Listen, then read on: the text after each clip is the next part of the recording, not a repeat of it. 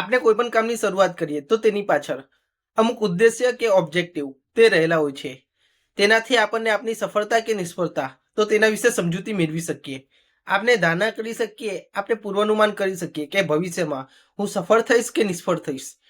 એવી જ રીતે કેળવણીમાં પણ ઉદ્દેશ્ય રહેલા હોય છે, ઓબ્જેક્ટિવ રહેલા હોય છે. કેળવણીમાં કહેવામાં આવ્યું છે કે હેતુઓ વિનાનો શિક્ષક એટલે કે ઉદ્દેશ્ય વિનાનો શિક્ષક એવા નાવિક જેવો છે જેને પોતાની મંજિલ ખબર નથી, અને બાળક એ પતવાર વિનાના એવા હોડી જેવો છે જે ગમે ત્યાં તણાઈ જશે. આમ કેળવણીમાં પણ ઉદ્દેશ્યો એ મહત્વના હોય છે.